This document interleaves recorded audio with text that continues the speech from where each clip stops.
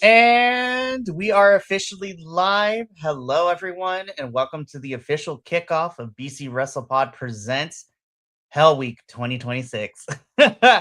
This is our yearly tradition in which, during the weekend of WrestleMania, we here cover a bunch of stuff. Outside of Mania, we cover as much independent wrestling and other things going on as much as possible. My name is Mikey, and of course, today I am joined by Andrew, longtime friend, longtime podcaster extraordinaire, and just really happy to spend some quality time together to watch GCW's Bloodsport 15. I'm excited, Andrew, to have you back for this one.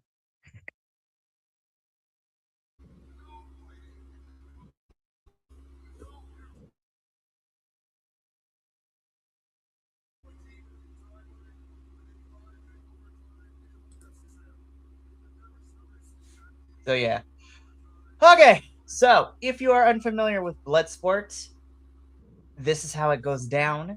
There are no ropes. You can only win by knockout or submission. And these matches aren't going to go long. And boy, I'm excited to I'm excited to watch this one. If you want to watch along with us, then you may go to Triller TV and get yourself onto GCW's Bloodsport 15. And yeah, so I'm excited. This should be a fun one for sure.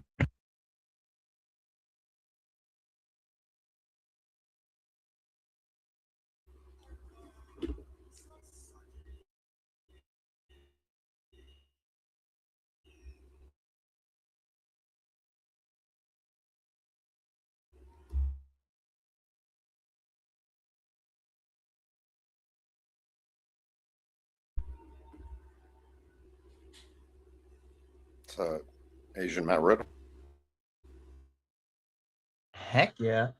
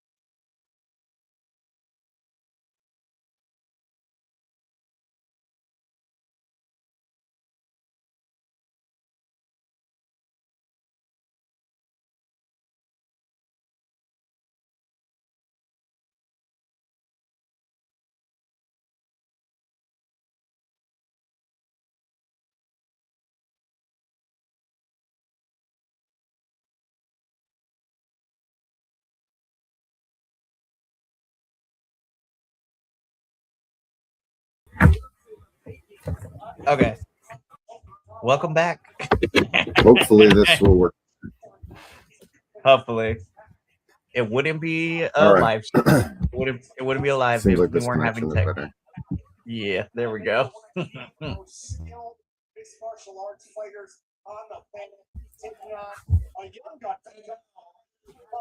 Well, I hadn't had time to switch over to my new computer, so now I'm switching. Very, How's my very sound? fair. You're coming in great. Okay, cool. I'll actually switch to the mic and see if that makes it any better.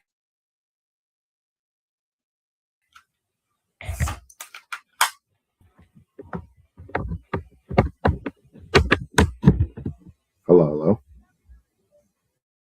Hello, hello. Does that sound any better? You're coming in great.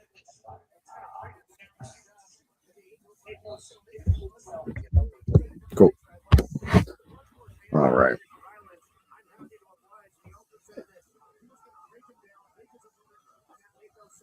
So yeah, so we're just getting things started. We're about to start our Should first be match. interesting. And why? So why you say that?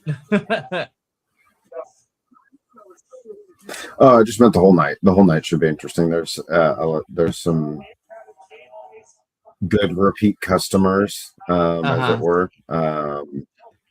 There's several people who I like. Charlie Dempsey is a great example of people who I think shine more in Bloodsport than they do in their the way they're used in the companies that they usually wrestle for. And you would be 100% correct, because let me tell you, I'm like, why are you putting him? Why are you putting Dempsey in this stupid faction nobody cares about? I also hate the name.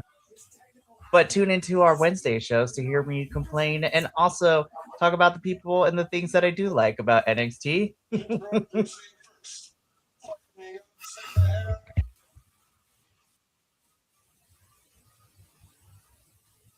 Introducing first, fighting out of Santa Ana, California, with an official weight of 220 pounds, Angel Bertusco.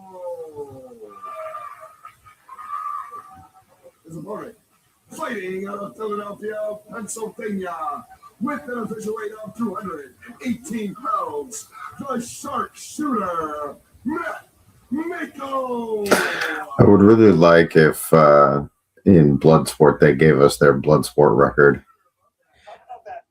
Didn't they used to? They have previously, and then sometimes they'll just talk about it in commentary. Got it. Yeah.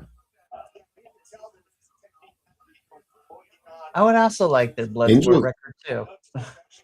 yeah. Angel's a bigger guy than I thought he was. He didn't look as big when he came out, but comparing him to Matt Mako, he's pretty big. It's the hoodies, man. The hoodies always be hiding the stuff.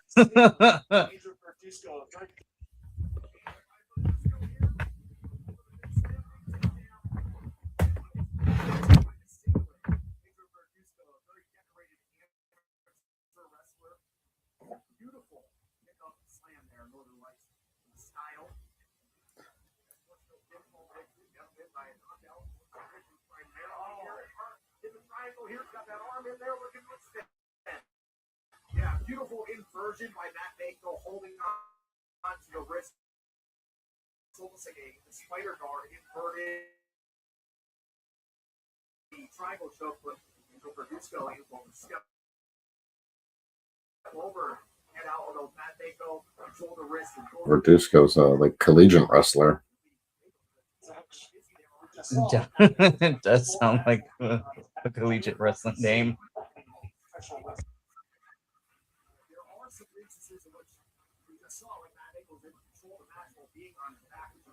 See in a professional wrestling rules contest. Right armbar here by Mako. Can he extend it? Trying to hold on for dear life here is Bertusco. Yeah, it's tough to tell what kind of grip Bertusco has, but Matt Mako looking to extend that left arm, and you can see him moving in different directions, trying to send it away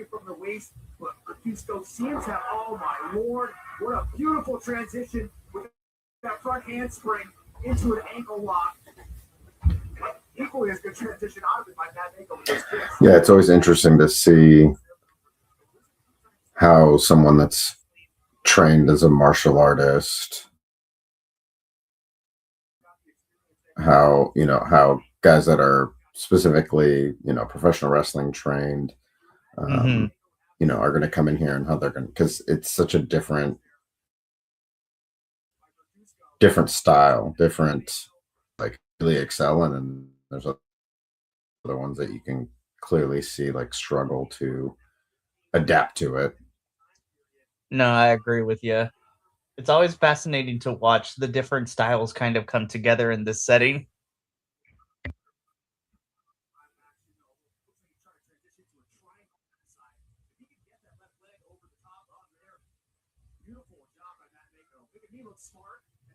Whoa, whoa.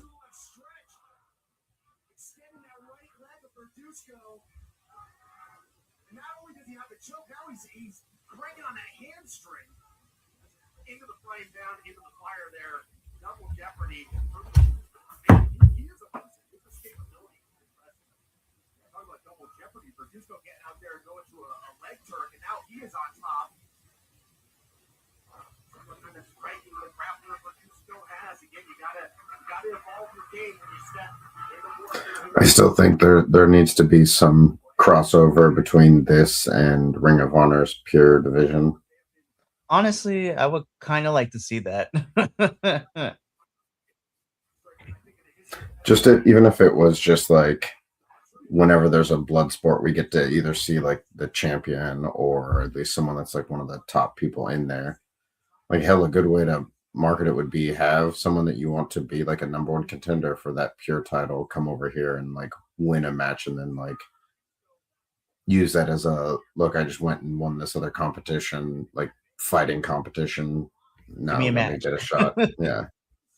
Or even if you wanted to showcase the champion too, like currently Mhm. you still got Lee Moriarty, who I think is fantastic to watch. And Mm-hmm. then on the women's side of things, Deonna Purrazzo would be very interesting in Bloodsport too. Yeah.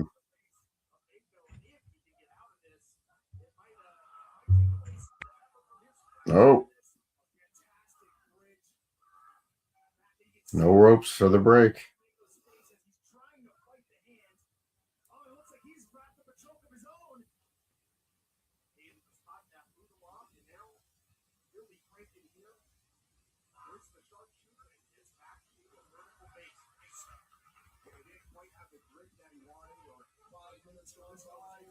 Oh, straps are coming down. It's about to get serious.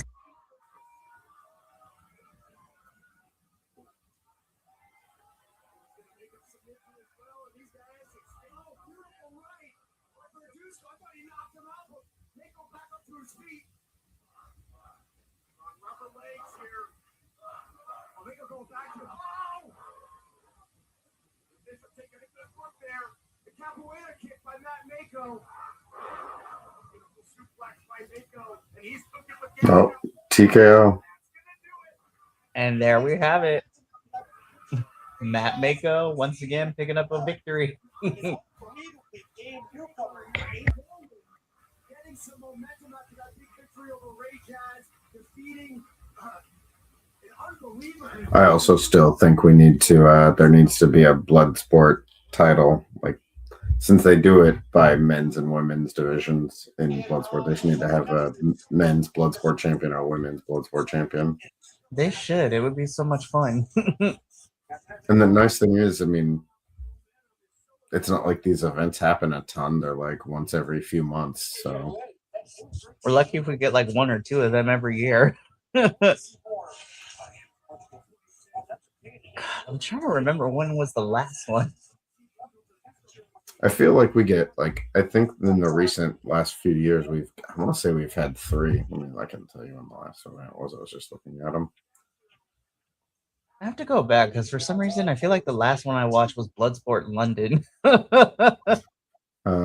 New Jersey was the last one, which was 14. It was in August. Okay. Makes sense. And then there was 13 in Vegas, which was 2025, which was a year ago. Yeah. And then before that, there was one in November of that in 2024. And there was one in July of 2024. One in June of 2024. And they've had tournaments and stuff. You could totally just have another tournament to crown a champion for each thing. They had 2024, they had 4 of them. Right. So I guess it just depends, but yeah, I would like to see a championship for the men's and women's in Bloodsport. Yeah.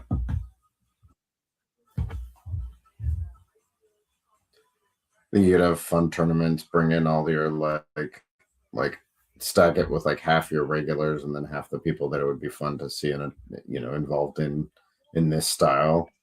Right.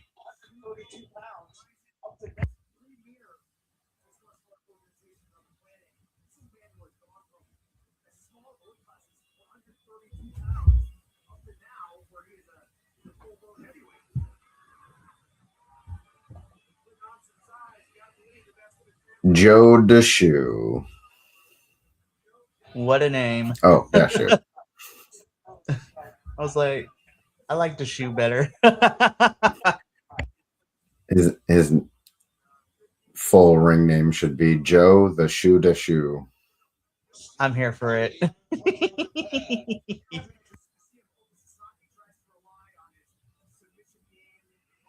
God, just seeing these two guys in the ring, it's like early UFC, like 1 and 2. And you had like people in just classic, like, I'm a wrestler, here's my wrestling gear. Right. I'm a boxer, here's my boxing gear.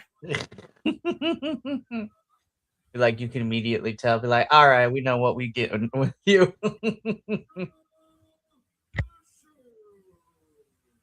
Oh, hey, they just called him DeShoe. Heck yes.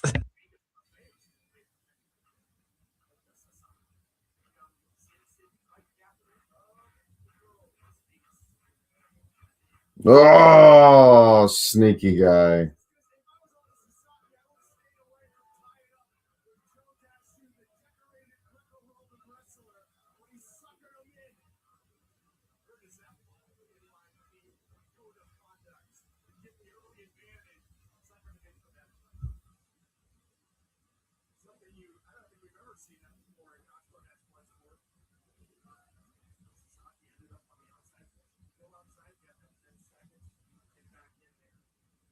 Oh, nice toss.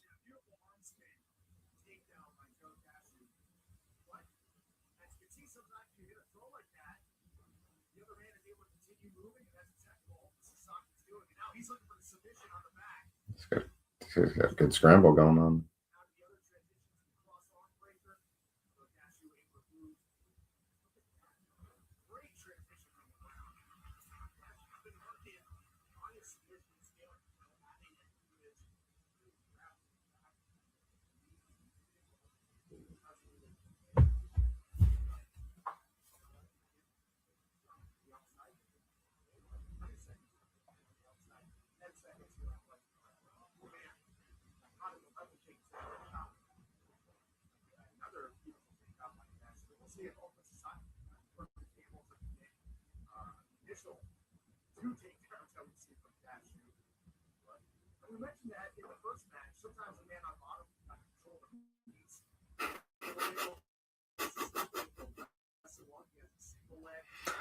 Sometimes the man on bottom can control the pace. Yeah, if you're doing it right. You don't say. Who knew? We're perpetually middle school boys. Let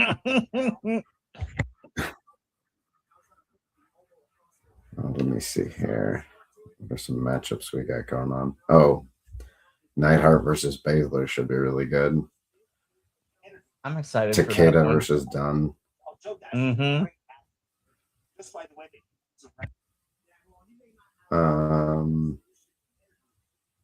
Be interesting to see Zack Sabre Jr. and Ray Jazz. Just see how that goes. Right. And Thatcher and Dempsey should be good too. That one should be really fun.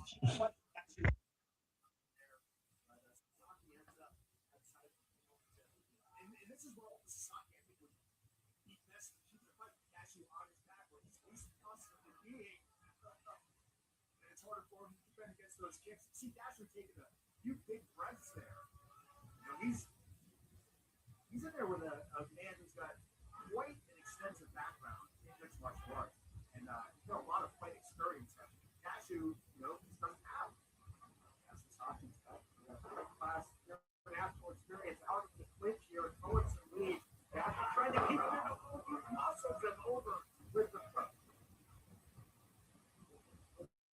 See it? Up and over there. In a great position. Safe position.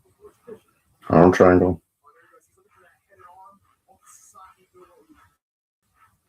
Answering the telephone to defend, and then now able to reverse the position. Now he's looking for that cross arm breaker of his own. Dashu able to block his hand. Butcher's grip. Yeah, watching all the collective cards so far. Definitely, I like the space that they have for this one. It feels a little more like classic GCW space, Right. but bigger. No, I 100% agree. Definitely been like, God, it'd be so much fun to be there. Poor Alec Price, especially because they're at the Horseshoe, and that's that's my wife and I's like go-to hotel. Nice. The worst enemy of all the talent so far this year is the stairs. Yeah. Poor Alec. When everything began on Thursday, because most of the time they don't have stairs. Right. Poor Alec Price, man, was on the stairs and then it just fell. Yeah. I was like, oh no.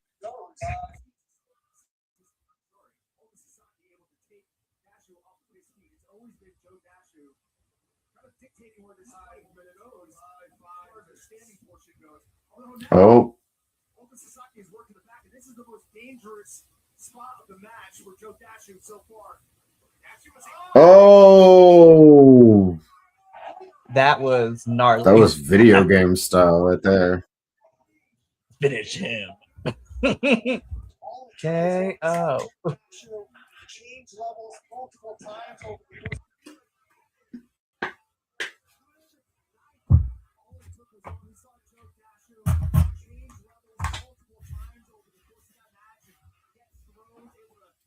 Sasaki with Sasaki running, and all it took was one. And Joe Dasho in the third. Open Sasaki, your winner. He cleaned that shoe. You're so bad. Oh, never change, Andrew. Oh my goodness.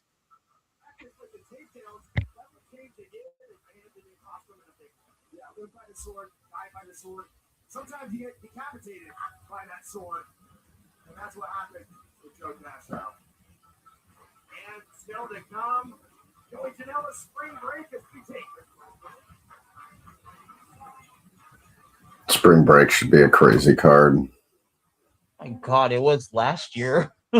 Yeah.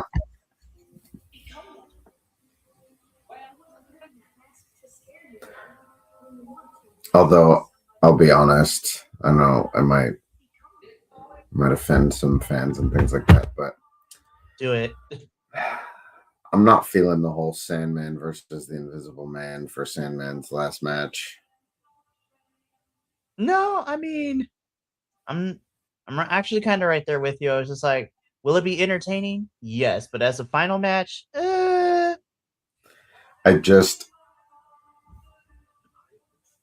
there were moments that I definitely felt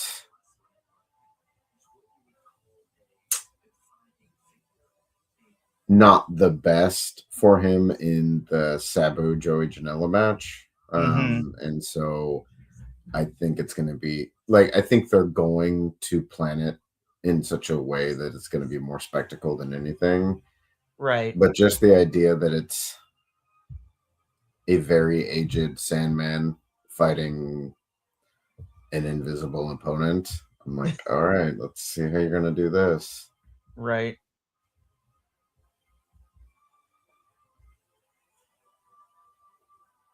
Yeah, I mean, I feel like that's the only match in the card where I'm like, well, it's gonna be a spectacle, but I was just like, if I happen to go use the restroom, I don't think I'll be missing much. Yeah, I think the rest of the card has a bunch of craziness on it. That's going to be like this match, Koger versus Hayabusa. Goodness, like I don't know if it's a collaborative effort or if it is all Koger, but I'm like every time, at least from what I've seen, every time he's defended this championship, it's always like a different video package, a different like theme that he's going with. I'm like, sir.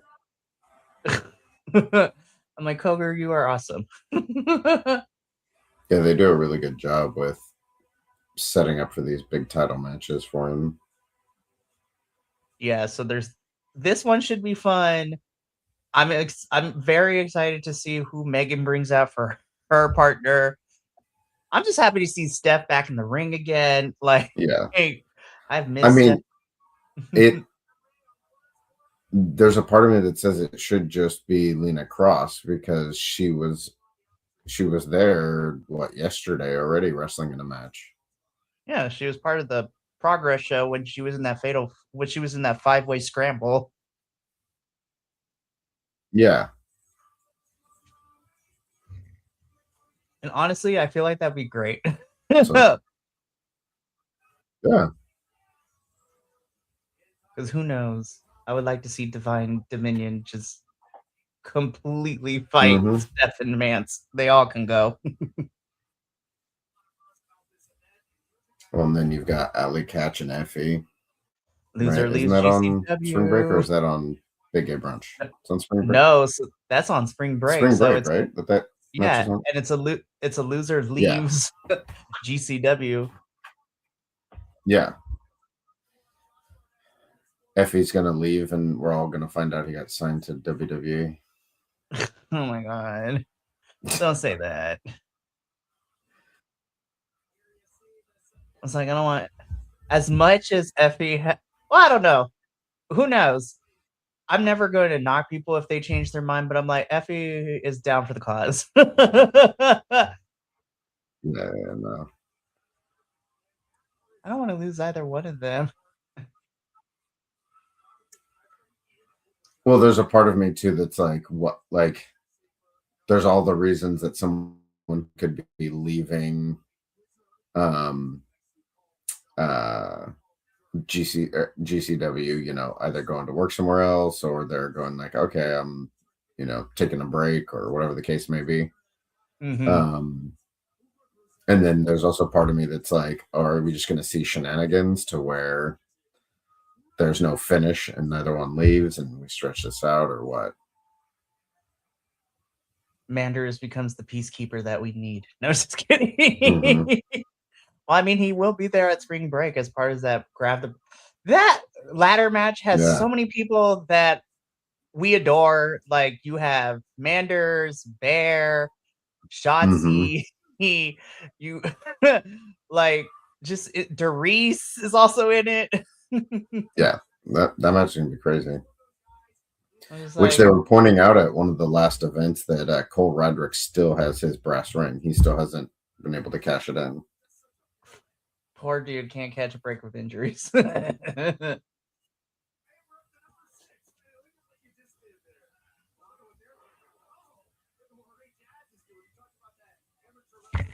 had it saved because I'm like, why am I blanking on other matches too? I want to say, let's see, that's Big Gay Brunch. Speaking of Big Gay Brunch, I'm just really happy to see Nyla Rose back on my screen. Yeah, I feel like it's been forever. It really has been because America is, in the words of Beyonce, America has a problem.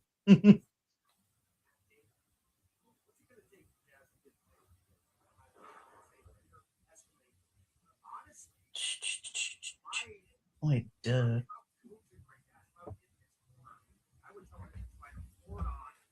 I'm very excited to see how Janela and Mr. Brody Lee Jr. go. Yeah.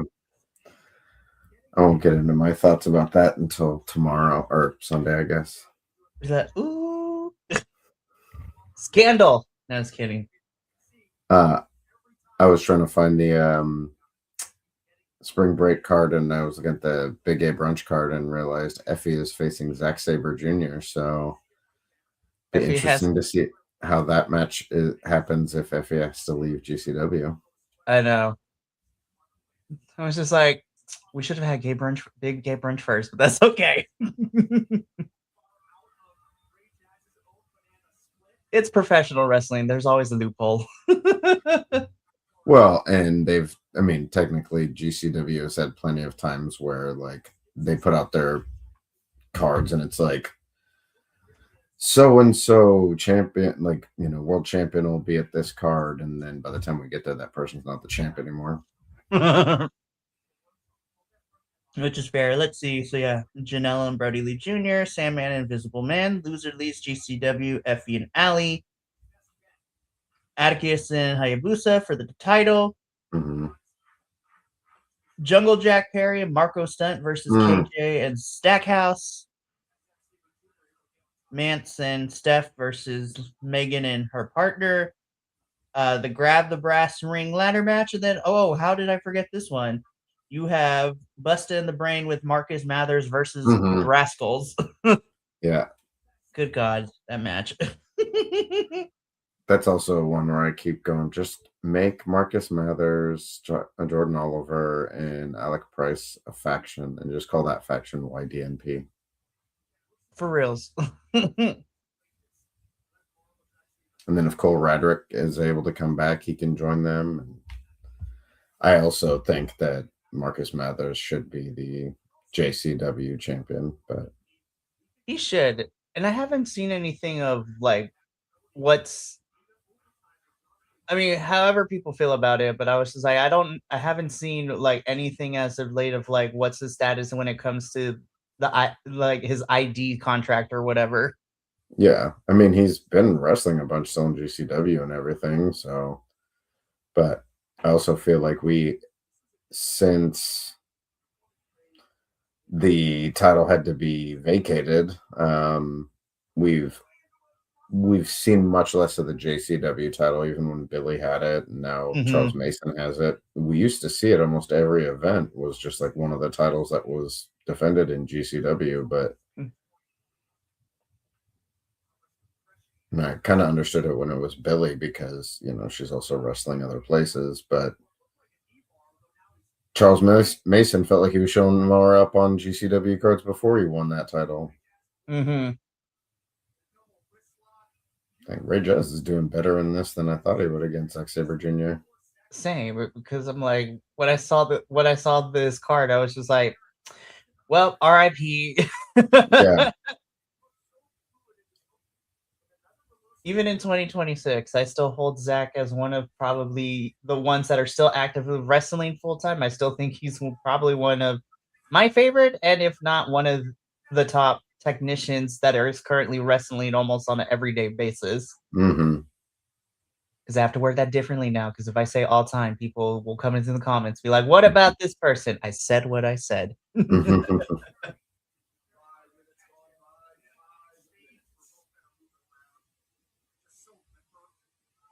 I wonder if Zach's boyfriend will make an appearance tomorrow, Mr. Chris Brooks.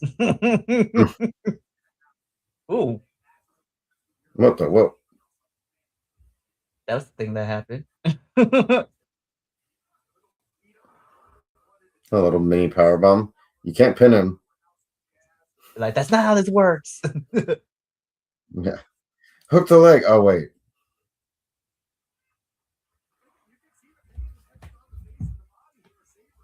I will say, wrestling has brought me a lot of joy this week. Because the last couple of weeks, I'm like, this is what we're doing. All right, I guess that is. Whatever.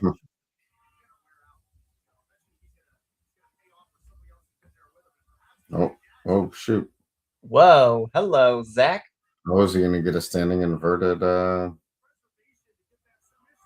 Oh, dang. That's what I said. I was like, well, hello there, Zach.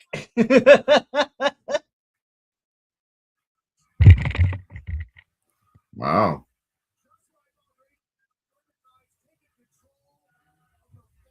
Oh, one second. I got to plug in my laptop.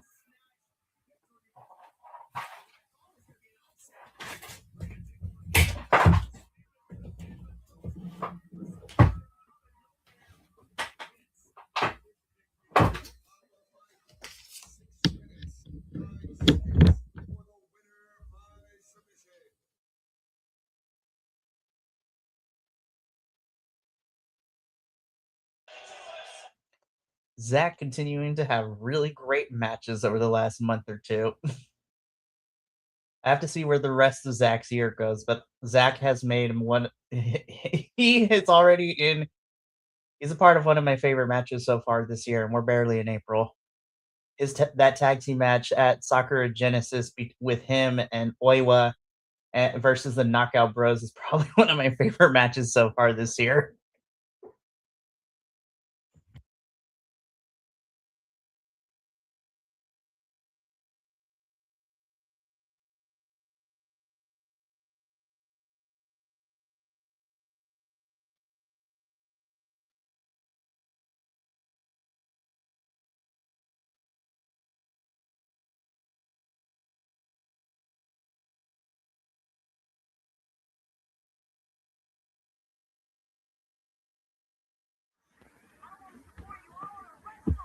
Oh, hello. Hello, I think I lost you for a second. Yeah, my what the hell? There we go. My I guess I wasn't quite fast enough to plug in my computer. Oops. There you are. I was like, I got the black screen of death. No. No, but yeah, all I said was is that Zach and his stablemate Ryohei Oiwa versus the Knockout Bros for that IWGP Tag Title match was great.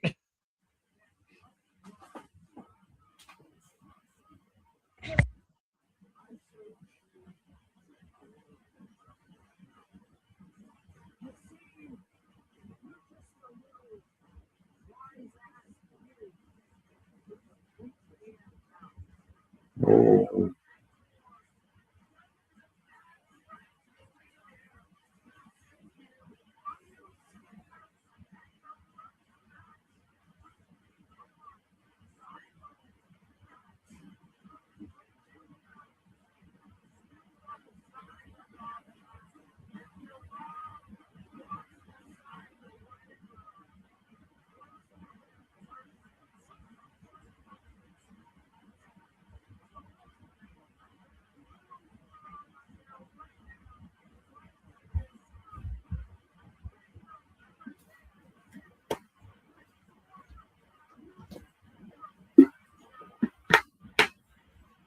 Yeah, so I I get where all this is coming from and great and fun and all that stuff. The issue I have with Brody Lee Jr. is he does the thing that a lot of younger performers do. He smiles too much. Right. He does the like nervous smile, the like every situation that happens, he's like smiling. And there's a lot of times when he's like something's supposed to happen and he's like hiding his face because he's like smiling. Mm-hmm. And it's just, I get it. He's like, what, 13 or something? 14? Yeah. So, you know, you can only expect so much, but it's just, you know, he needs some of the people in the back to help him turn that into something so it makes sense. So like give him a way to like use it or you know control it. But This will be another one that will be interesting to see what they do, because obviously it's not just going to be a straight up Brody Lee Jr. versus Joey Janela 1-on-1 for the whole match, because that would be ridiculous. I know it's going. I smell shenanigans coming from a mile away. I wonder who we're going to get to see show up that's to come to Brody Lee's aid. For real. To be Evil Uno and Stu Grayson. I mean, hey, they're technically in Vegas right now as we speak.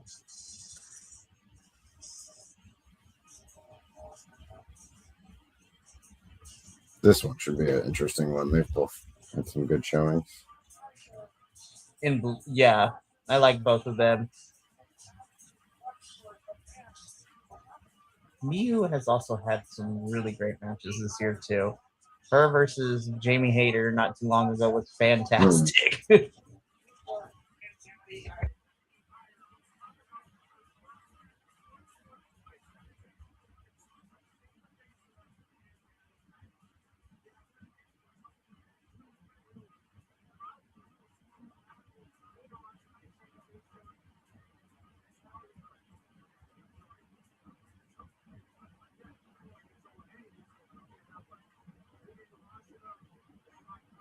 Natty Neidhart, the boat.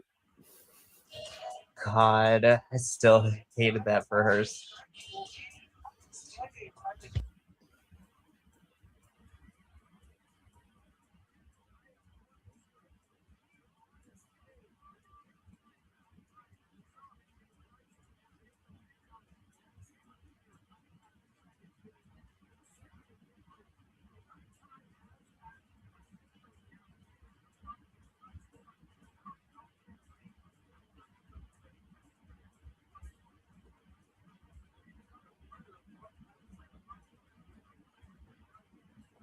What the heck? There we go. Oh, I know what part of the promo is.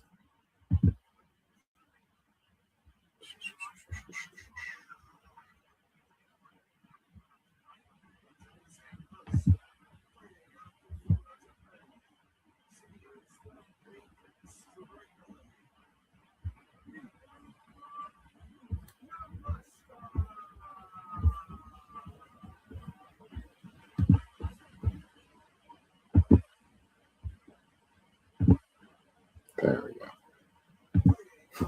My screen kept wanting to go away, and it was because I have an energy saver mode. And I was like, oh, let's not do that. Yeah, I don't think you're going to mess with Neo like that. Mm-mm.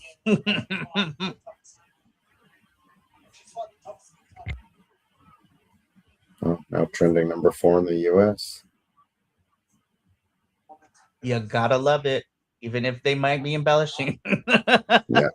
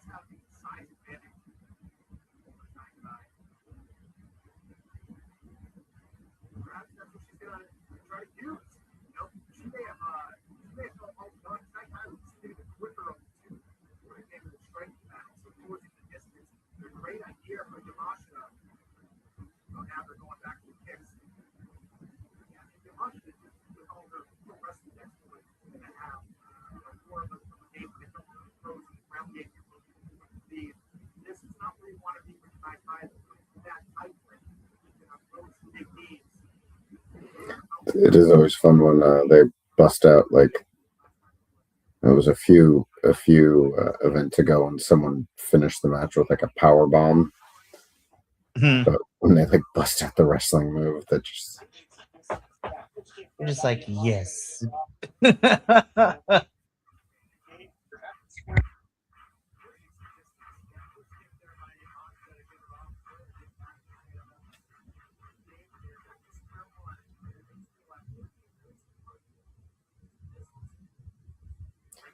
no, it's technically not against the rules to throw your opponent into the ring posts. Nope. She was liking it.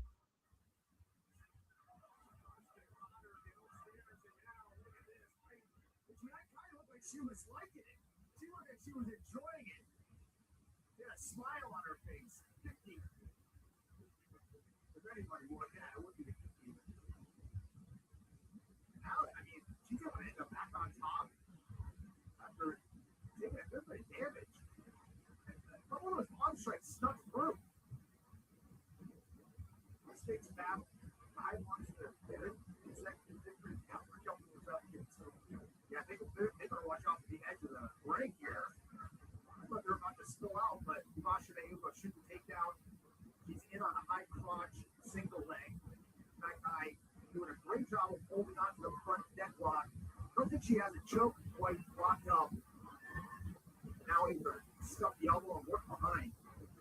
She's looking for a dragon. She's going for a dragon sleeper. Handful of hair there. The setup. There it is. And she's got her arms locked behind her back. Creating some extra torque on the sleeper. But Masha able to work up to her feet. Oh, that's not great. No, what? Oops. Oh. Thought she was going to go for a backbreaker. Yeah, that's not good. You're not defending your head. No, you are not. Oh, there.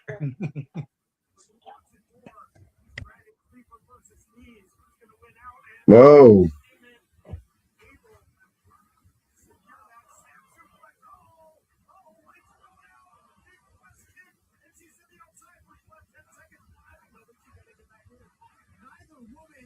To give an inch on this fight, you see them fighting tooth and nail, life or death for the choke.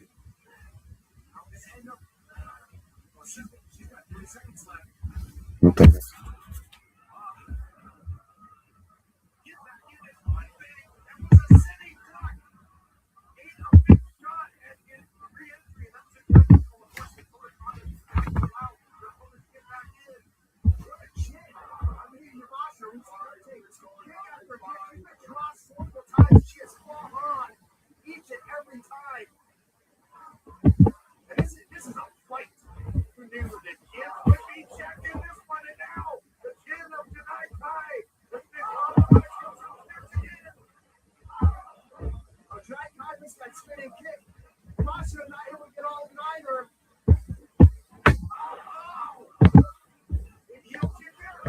She's out. I'd say a walk-off feel, but he can't go on it right now because Yamashita feeling the strain of battle. King and Yamashita able to connect with that kick. And finally, after 2 tough losses in Bloodsport, she gets her first win, the heel right to the jaw of Janai Kai. We need to see both these women had great jobs during the fight. We need to see if Janai Damn.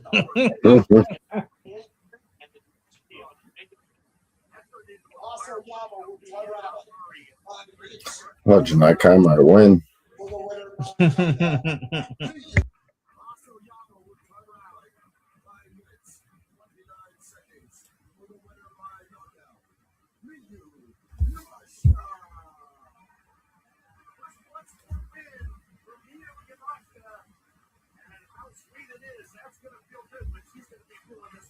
How sweet it is. Take a look at Yamashita's face. Hard up, black, blue is the big striker. What a fight. It came down to who had another bullet in the chamber. What a shot. Big gift there by Yamashita. Gets the knockout victory. Back to the time for the 15th time was impressive as well.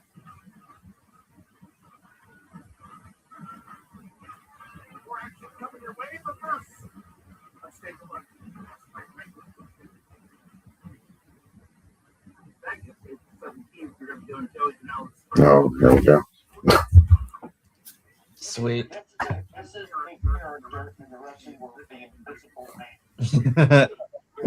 Gotta love the Invisible Man. Him and Stu Grayson went to war.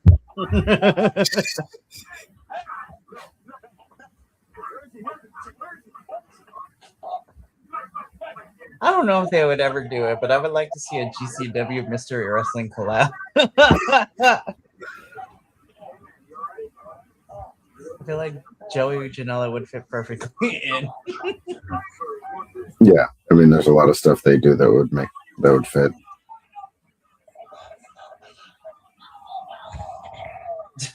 What the God. All right. I'm here for the campiness. It is what it is. The match itself is going to be whatever, but the vignettes are fun to watch. I'm not going to lie.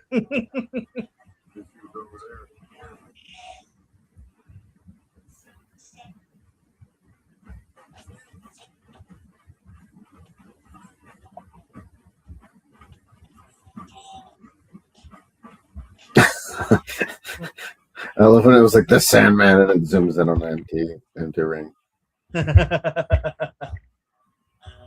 God, Sandman's entrance last year was longer than the match itself. Yeah, because it took him that long to get all the way down. For reals. This one should be good too. I have become such a bigger fan of Shane Mercer over the last 6 months.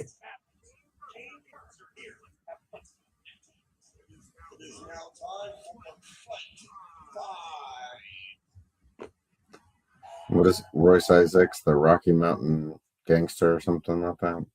The Sky High Samurai. That's what it is. I was like, gotta rep the weed, man.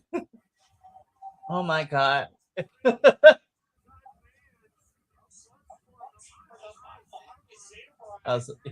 Sorry, Mile High Samurai, not Sky High Samurai. Yeah.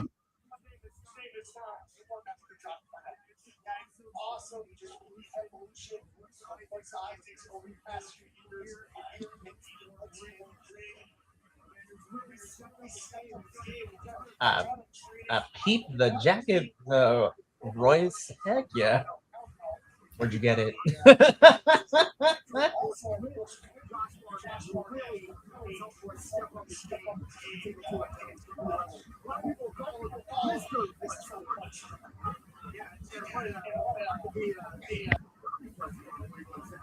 Royce Isaac, what an athlete. The Legion wrestler was an offensive lineman as well. Get some of that weight. He was a guard. I would not want to be a defensive end with that guy over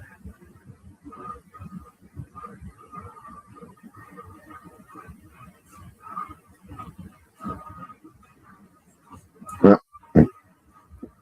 Someone in the hard cam line has got I was there for Sting's last match shirt. Heck yeah. I can't believe it's already been 2 years since that. It feels like a lot less time.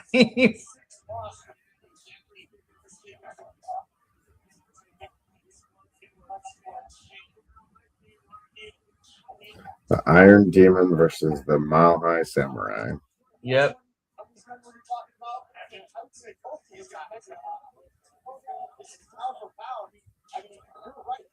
These guys are about 220, 230, 240 pounds. They're not small men, but they have an excellent mental strength compared to us normal human beings.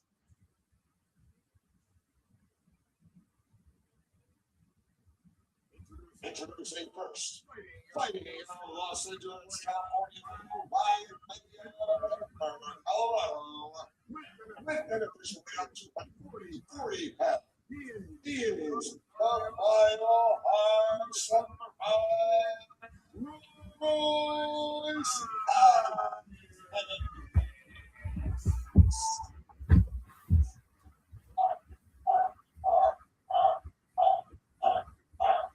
And the opponent fighting out of his own personal to win all 200. Never change, Shane Mercer. Never change. He is the undefeated Shane Mercer. We have victory by the kick demon, but we have victory by the iron demon. I was gonna say, I was like commentary team. Did we watch the same match? These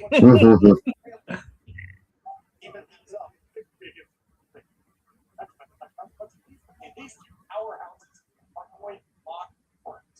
And I want to talk about how voice ISIS, he did things that Raven Ivar would only see. That match was insane too.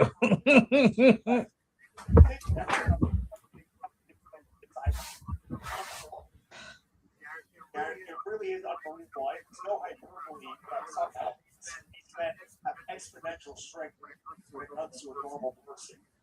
I think it's 5%.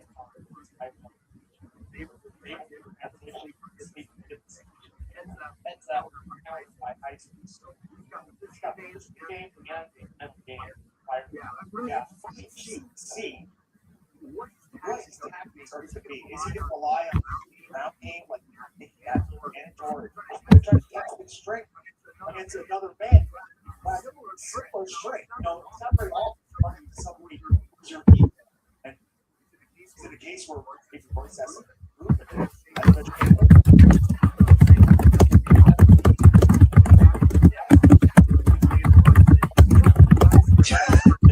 What is happening over there? I just hear you hitting the keyboard. I was like, what is happening? Oh, sorry. I didn't know if you would pick it up or not. I wonder if it's still just picking up that onboard microphone. Yeah.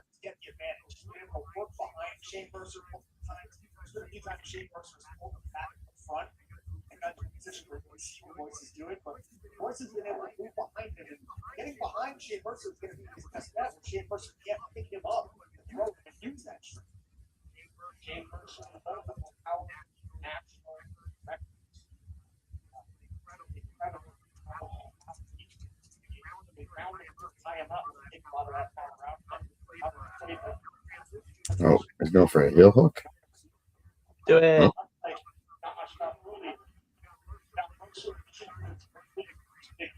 In Bloodsport, it's going to be tough against Iceland.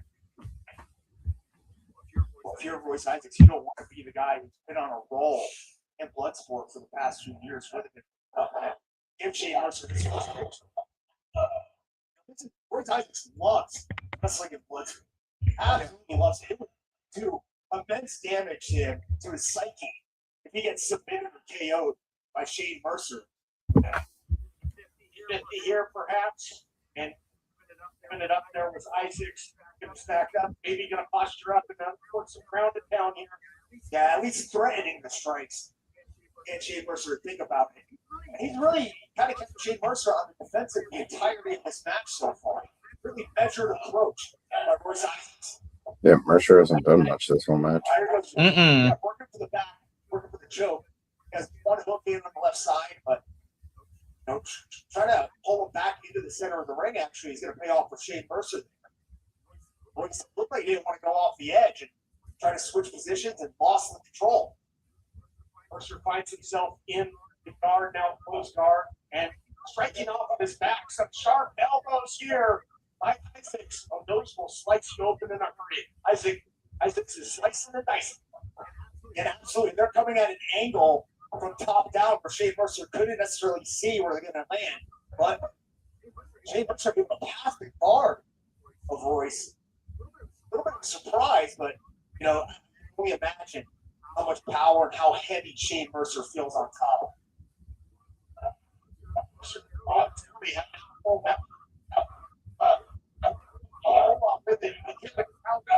Look at these short forearms. Just cannons there by Mercer. It's going to take more than a few. It's really Royce had switch positions, do shots in the dome, but Shane actually landed one to the bottom of that, put him on the defensive for a second. But with switch positions, beautiful short block strike to the face there, and now he's trying to control the wrist, and that'll open up the ground and pound. Oh, it's an almost thrown in tight. Another one there by the Samurai, ironically, is a close quarter, but making Mercer pay the price. Yeah, and unfortunately, with the elbow that he has protected with that. Otherwise, that one is slightly strong on the 5 minutes. I'd say that this reset here, this favors Shane Mercer. Now, Royce was in the better position. It looked like he was well in control. Shane Mercer, perhaps, can use his size, use his strength. He has something more. Indeed, but I think it was Isaacs that elected he adjusted his aim pad. That will change again. And you don't want to be here where I think that's that baseline. Keep jumping over. Since they're in the legs here, though, it's Mercer. Yeah, it looked like Mercer was trying to work for a Connie Masami. Even a knee bar. But Royce Isaacs looking at Oh. Damn. Ungodly power by Isaacs, who was able to muscle Mercer up and over, defying gravity and taking it slowly through. He's in the knee bar.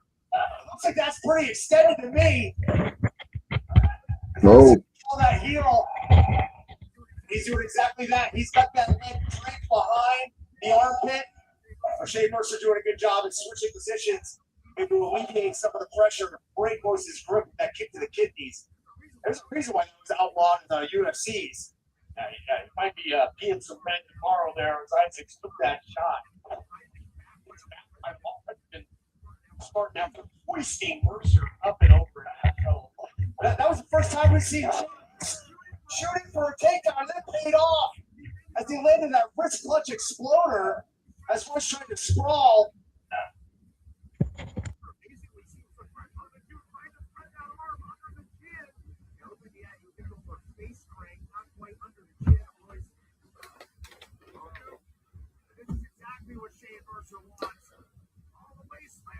Oh. Oh my god.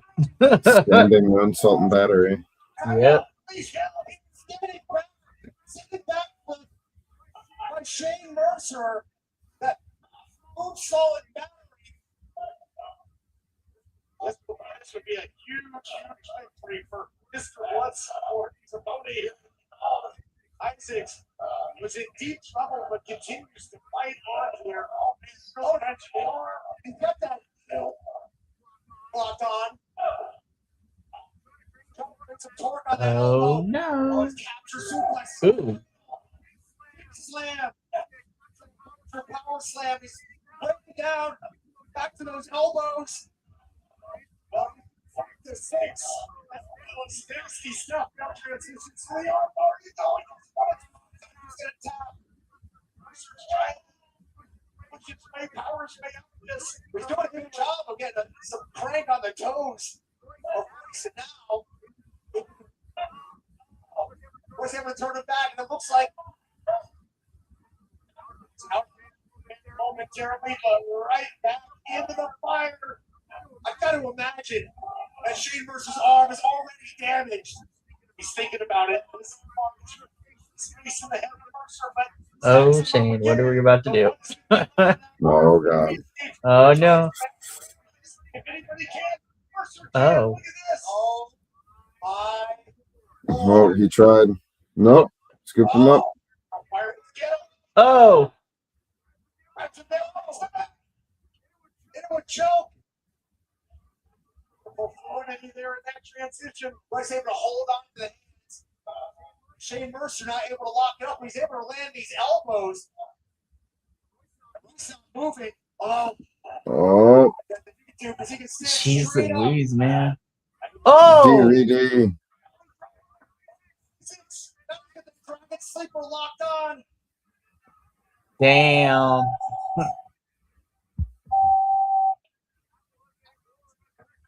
Between two heavy hitters.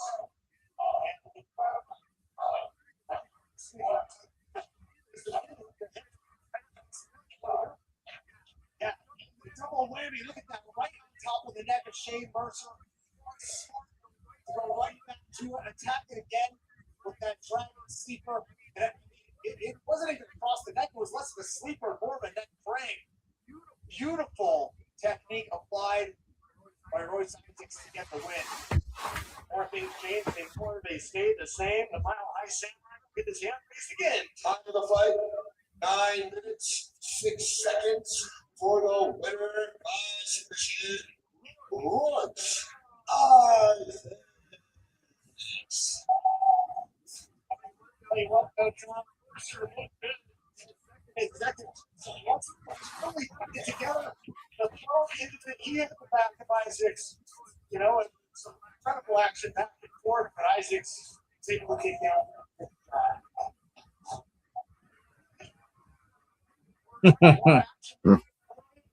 Once that hits, keep on coming. Let's see.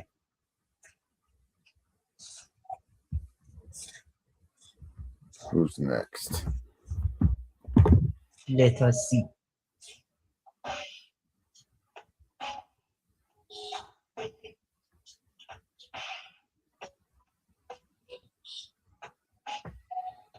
Probably gonna be Thatcher versus Dempsey, I would guess. We shall see. Or maybe Dunn versus Takeda. Yeah. Thought they might have saved that one for a little later. There's only 4 matches left. Yeah, well, after this one, because Royce and Mercer was match 5, so this is match 6. So then we got 4 more afterwards.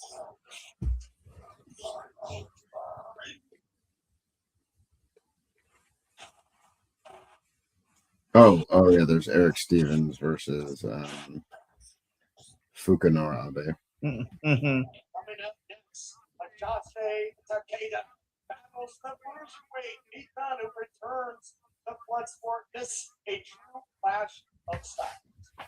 It is now time for fight 6. Did anyone tell him scissors aren't allowed?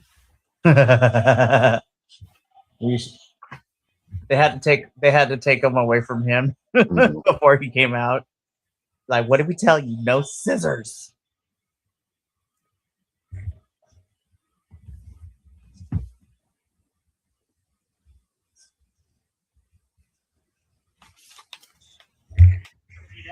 Has Pete Dunne even been doing anything in his other promotion?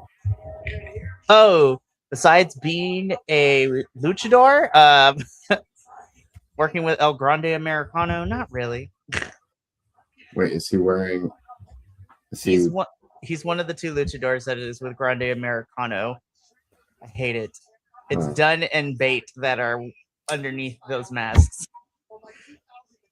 Yes, that is. I still feel this way, and I'm mad for a variety of reasons. As a Latino, I am very appalled. It's also such a severe underuse of 2 great wrestlers that have, for such a long time, been underused by that promotion. No, yeah, him and Bate have now turned into these caricatures of luchadors, and it's annoying. I can curse on here, yeah. I'm annoyed as fuck. I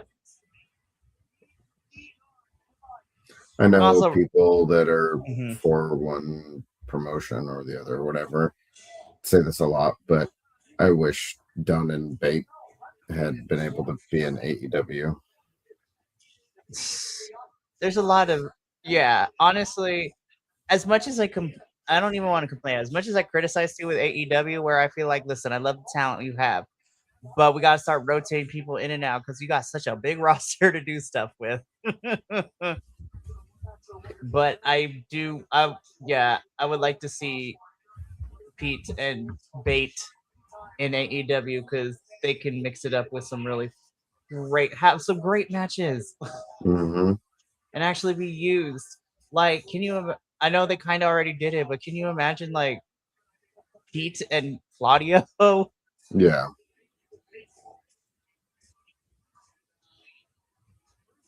I don't know why, but I would like to see Bate and Bandito go at it too. And if not AEW, put them in Ring of Honor. Yeah.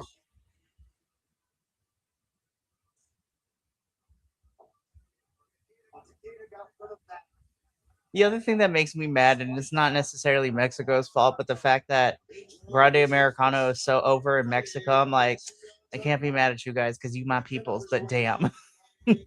Yeah.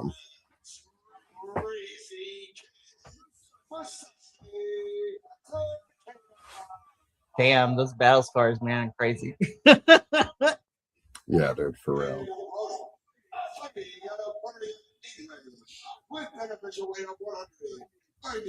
Shit, Bait and Pete Dunne could have done some progress stuff too.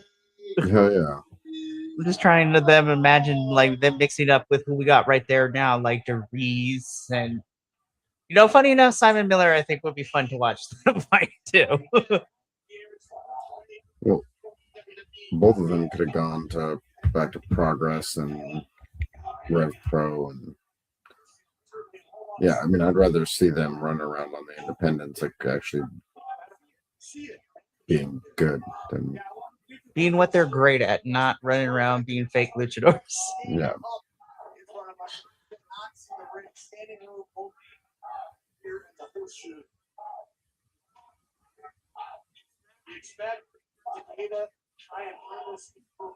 I mean, there's a whole lot of things wrong, but that's one of the biggest things that I'm very upset about.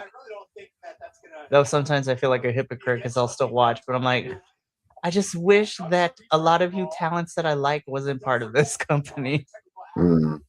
Or and I have my issues with NXT, but I was just like, I don't know why, but NXT always at least makes me smile every week. Raw and SmackDown make me question my existence. And don't get me wrong, I have my issues with NXT, but I will say over the last couple months, I think they've taken some steps in the right directions. Like I love seeing Tatum as champion. I love seeing Tony D'Angelo as champion.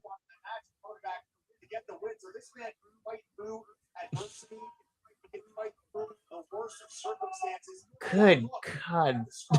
It's okay.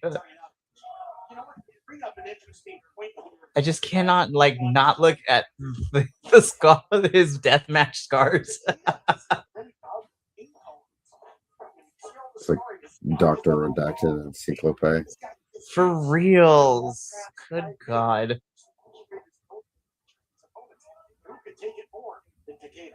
Absolutely. You are Pete Dunne, who have looking either incapacitate Takeda by KO, or you cannot rely on this man submitting. I just also remember when Pete Dunne was like, he's certainly not going to quit. Especially when he was in NXT, he was just like, I miss the bruiserweight version of him. Yeah. I miss the bruiserweight version of him. Yeah.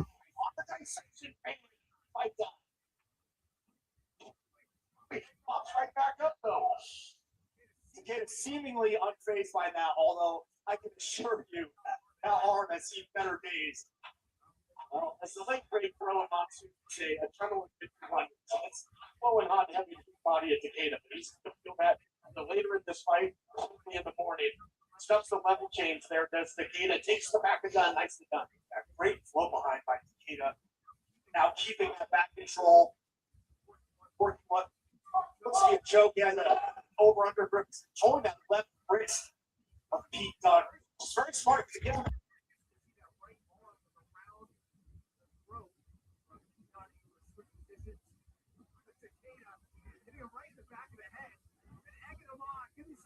Cruiserweight. Sharp elbows by Dunne in there, but just not sweat that is Takeda. This guy has got a zombie like weight.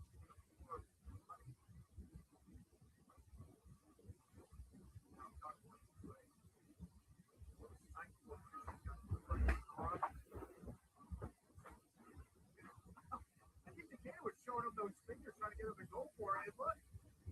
Look what happened. He was sucker him in. Made him think about it. And paid off with it.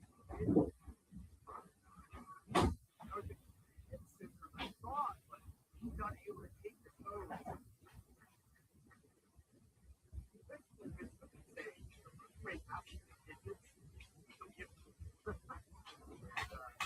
to be able to close the page and stretch it down to this data. I'm not sure if that's much of a choice with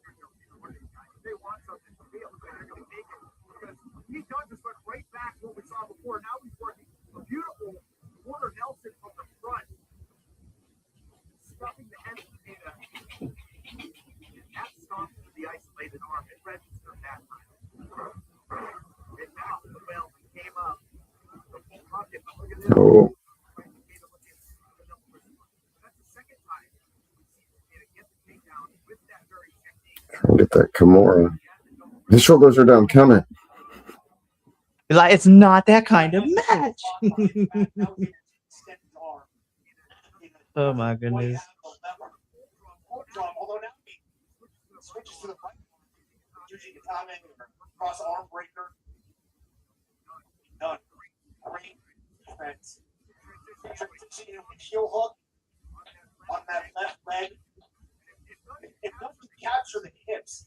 Control both legs or maybe get his right leg in time.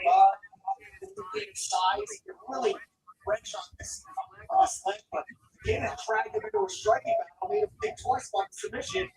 Oh, he says, get up. I'm going to give him one. And there's a Giannis spot joke here and there again. Yeah, the knee spot for a little bit there for the push away. It's turned into power slap. Yep. It was very entertained by the striking exchanges they had on the Ooh. whole body behind it now. Takeda feeling the effects. Oh, Damn. Either one of these that are entertained by what they're seeing come out. well, he caught it. Yep. Oh, Oh. roll over into the armbar. Yep. Submission. Love the way these two use the strikes to set up the submission attempts. Done. That rolling armbar done out the door. It's that rear chin lock cinched in. Try and snap management. Ooh. Oh. Jumping Trying to into the get there. Kimura. Double wrist lock. Get it. Uh-oh. Oh.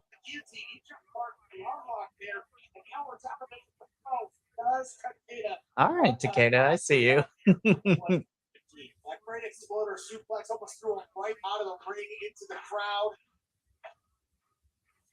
See some blood. Mouth. Heat gun. No doubt for one of those slaps. Eight guys that were exchanging strikes. Ooh. Close there. Going to the outside, I'll tell you saw the fire in the eyes is done. We'd all be pushing up daisies, man. Incredible intensity here. Oh. Oh, one shot. The mouth guard came out. 5 strikes from Dunn, answered back by 1 from Takeda. Oh. And Takeda's mouthpiece came out. Mouthpiece is out. Yes. Takeda smiling. I agree, doggo. Mhm. It's crazy. I want to jump into the mind of Takeda. That is a scary, scary place. These guys are taking Damn. here. Again. Oh. Oh. Goes for omoplata. Nope. Knee to the. Oh. Oh.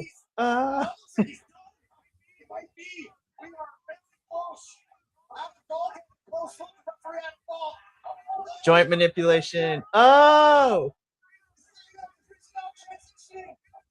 Triangle choke with the elbows. Elbow after elbow after elbow. Oh, you can eat elbows and the right here in Vegas. Joint manipulation is full. Takeda's pain tolerance is being tested here. Look at Takeda. He won't elbow. Okay. All right, Mr. Peter Dune. I see you. I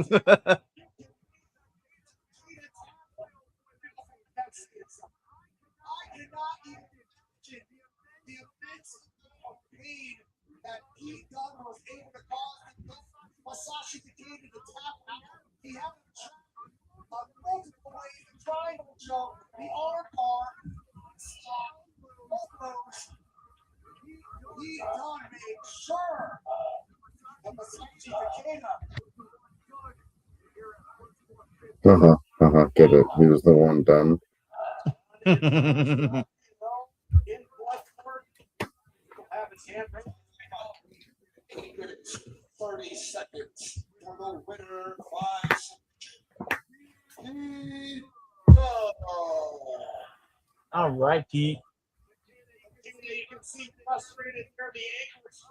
Dang, look at the broken blood vessels on Pete Dunne's neck.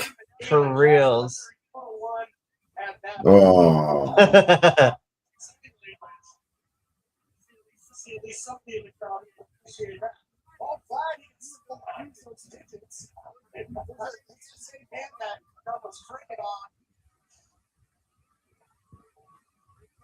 I wish this is the version I see on main roster. Yeah. Well, I say that for all the time when we get WWE folks coming to Bloodsport. I'm like, this is the version I want to see.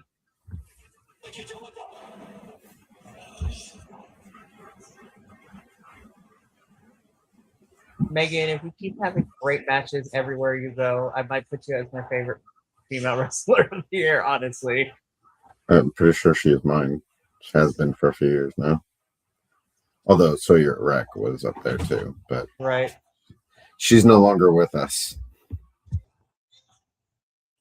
In ring wise, yeah. I'm also bummed that we're losing Kid Bandit after tomorrow too. But hey, Kid Bandit's promotion is gonna be great. You're bummed what?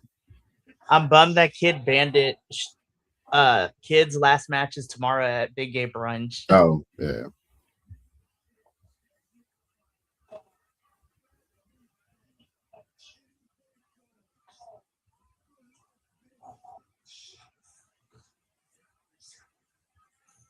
Just bring your tag team partner Lena so y'all can destroy Stephen Mance.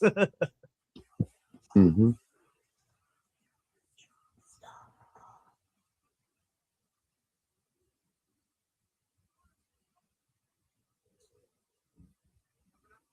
Steven Eriks.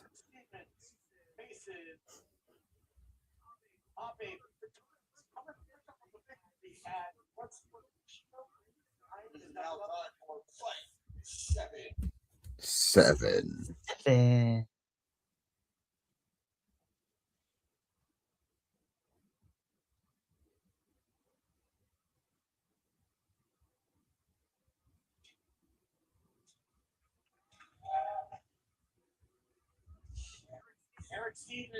I'm not gonna lie, Eric Stevens. I would be walking in flip flops too. They are very comfortable. Well, especially when you're just gonna. You got slides on. I know. Got them Gucci slides.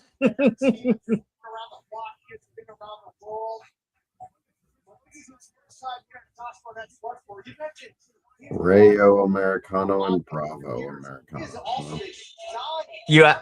I'm sorry that you looked it up. So the New Catch Republic are now Los Americanos. Yes. So this is where I'm conflicted, right? Because I will never be behind their concept, right? Because you have actual luchadors. And listen, I'm going to word this very carefully because I love Penta and I will sing his praises until the cows come home. But they only finally decided to do something with Penta. And I'm just like, but you have other actual luchadores across. Well, you have actual luchadores across SmackDown, Raw, and in NXT to a certain extent. And y'all don't want to push them, but y'all want to create these fake luchadors? I don't understand. Well, especially because it doesn't seem like they're doing it in such a way to use those fake ones to build up the real ones. No, and I'm just sitting here and I'm just like, yeah, it was a fun little program to watch Penta knock them down. I'm not gonna lie, that was kind of entertaining. But because Penta ended up looking great out of it. But again, we have actual luchadors on the roster. And you have more than just Rey Mysterio, too, as an actual luchador. But we want to push these fake ones? Nah, we can't be doing that. So that's on the one hand. On the other hand, damn, their match against Vanity Project at Stand and Deliver was highly great. I'm not even going to lie. It's always also fun watching Will and Kilt's reaction every time the Vanity Project crew come out. They're like, just God, they're annoying. I'm like, good, they're supposed to be. I love these frat boys.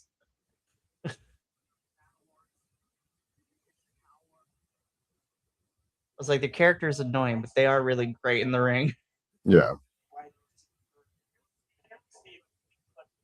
Incredible condition. The strength and conditioning well. It's like he's been living in the gym. Tied up to get down early, going downstairs. Yeah, it looked like he was going to go for a different hour call.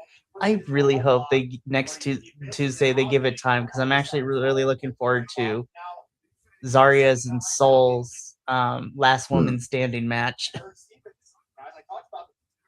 They're going to get a solid 6.5 minutes.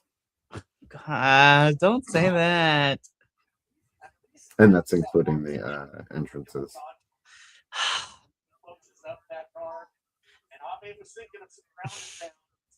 I'm just like, this is the NXT women's roster. Between that and the two main brands, I have my issues with Shawn Michaels and how he does things sometimes, but at least he lets. The sad thing is that the women shine more in NXT than they get to do on main roster, and it makes me upset. Yeah. But it's been that way for years. I know. What can I say, Andrew? I'm a masochist. I'm a glutton for punishment, apparently. I don't think it bothers me as much, though, because you see all the other things that I end up watching, too.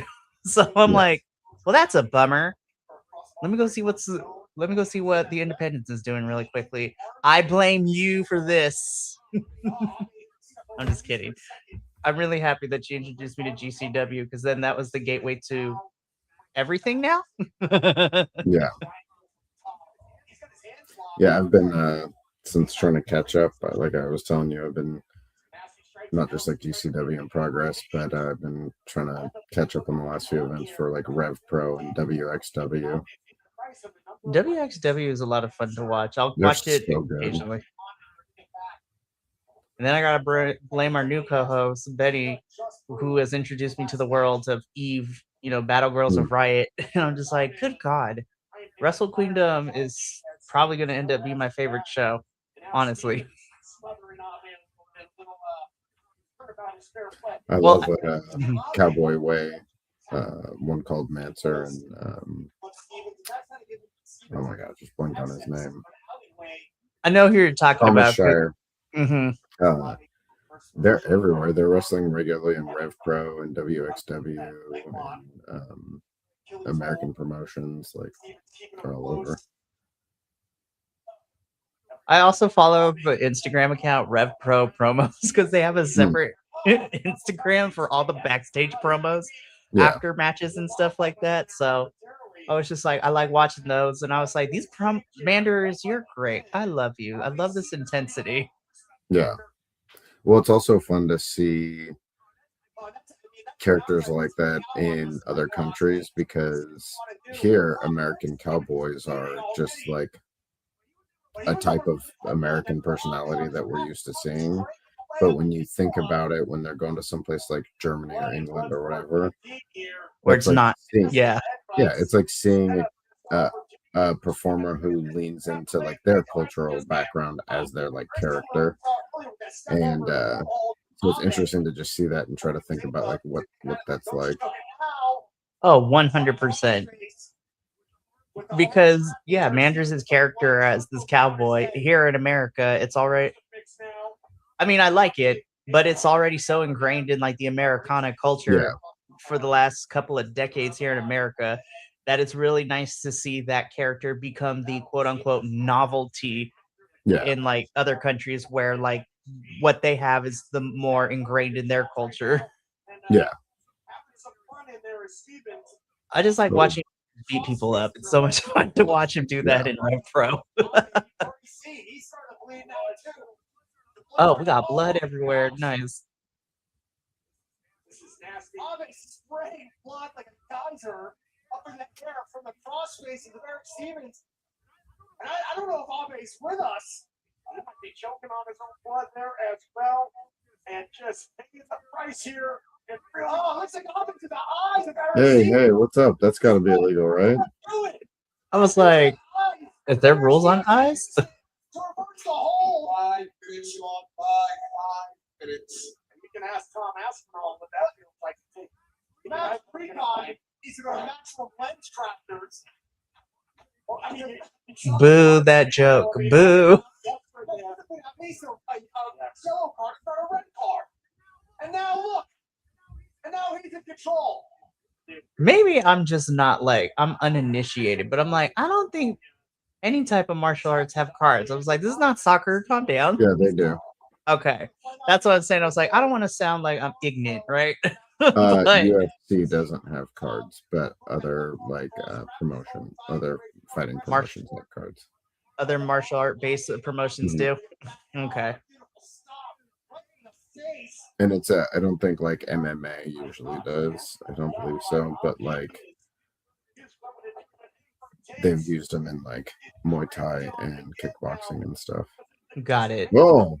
Oh, that was a nice like bloody loogie flying across my screen. What is Abe doing right now? That was an interesting hand gesture. That he's trying to Hulk up. The Bruce Banner kind, not the other kind.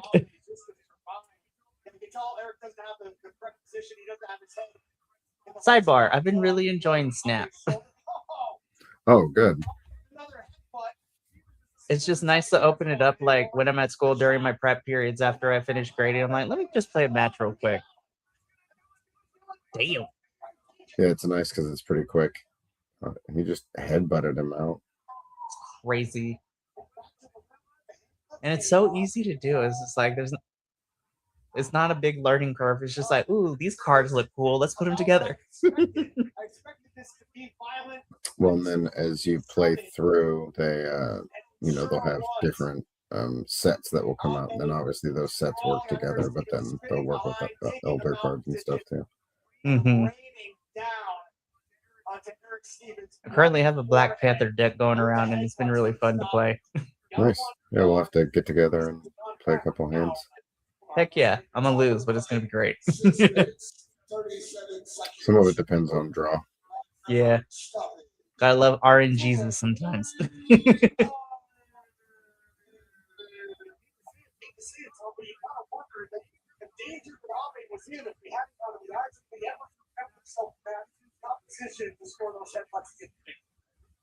We're never going to find out this junction, but hey, Eric Stevens, he wanted to go head to head. Get it. Fire this commentary team right now.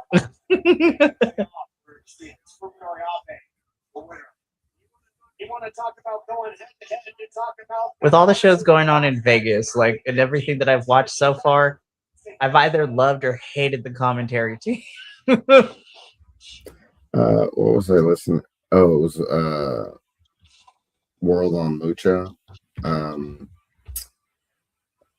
Veda Scott was one half of the commentators. And it just reminded me how much I like Veda on commentary. Oh, she's fantastic. And when she will do some of the commentary, like for the big Arena Mexico shows for CMLL, and she ends up always usually on the English commentary team for those watching on Triller. I love Veda.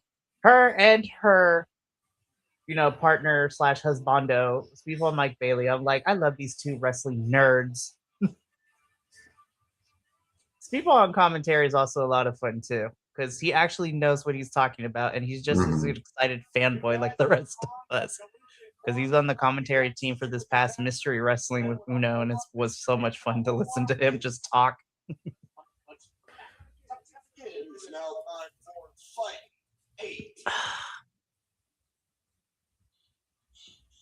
Three more. Tres. Will's favorite wrestler. You know what? Surprisingly, Dempsey has grown on him, but yeah, he's not Will's not the biggest fan that Dempsey is part of Birthright. Still hate the name, and I hate the concept, but whatever. It's like, we couldn't just let him be a singles wrestler. We had to keep him in a faction. Okay. Well, that's what you do, and you don't know what to do with people. Ugh. At least Miles Bourne freaking has a championship. I hope the next one up is Tavion, because I love me some Tavion.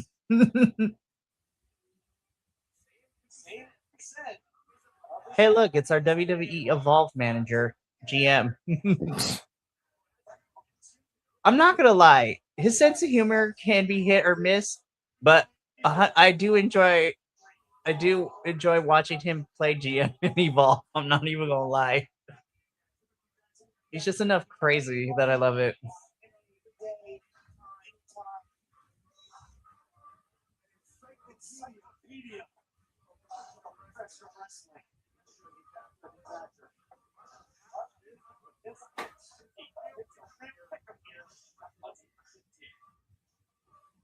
I know I miss them in progress, but I'm also really excited to see Mike D on my television screen every week now.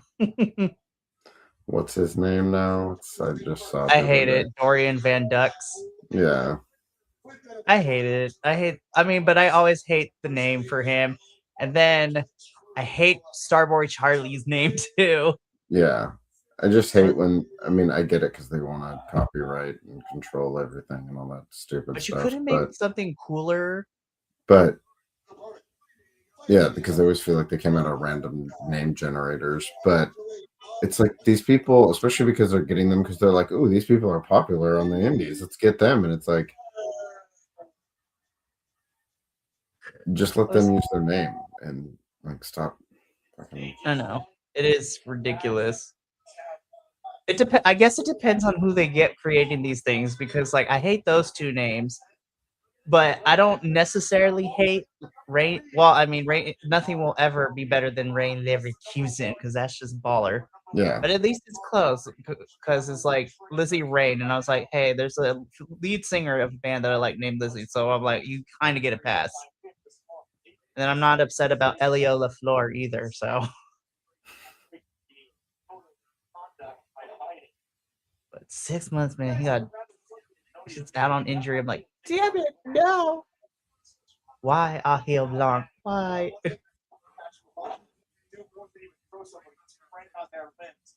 Grab the hold of Charlie Dempsey like real quick. Dempsey very happy to fly. While they're not exactly the same size and look, this is almost like a mirror match. It really is. And again, another case of guys that aren't giving up the advantage, the strength department, physicality, this wrenching back into that lock, got the leg tied up. Take it back to the price early. Yeah, beautifully has that fight pressure and probably a blood choke that can some tell our vantage point, but also had that leg trade back. But typically Thatcher, like I mentioned at the onset, virtual encyclopedia of professional wrestling, able to pull out a reversal there that I don't know if I've seen before. Now he's dug into the back of Dempsey. This is Dempsey trying to protect. He was trying to protect the back of his neck and chin. Oh, hey, you can actually put this move on and not worry about getting pinned. Right. Here, they get out of it nicely. Both are so highly decorated. You know, got at the time NXT Heritage Cup winner in Dempsey. Both titles on the back makes sense. Timothy Thatcher, indeed a former involved. Thatcher working to that short Russian tie there for a second. Thatcher never held the Evolve Championship, I don't think. Commentary team, get your facts straight. Anything you can like it better, and if you're going to dish it out, you can expect it to come back the way it fell. Look at this. Round and round they go, trying to break it down to Thatcher. Yep, he was the Evolve champion once. Okay. He was also the Freedom Gate champion. He was the last one. one. Okay. This is probably when Evolve was pre WWE Evolve. Yeah. Okay, makes more sense. He's I'm like a former WXW Unified World Champion and a WXW World Tag Team Champion with Walter. Damn. Timmy Thatcher over here having a career. He is the former Iron Man Heavy Metal Weight Champion in DDT. Nice.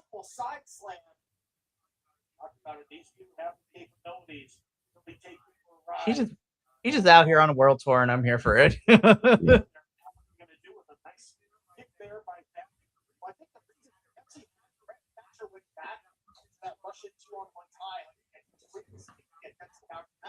Pepsi had it ready for it that time.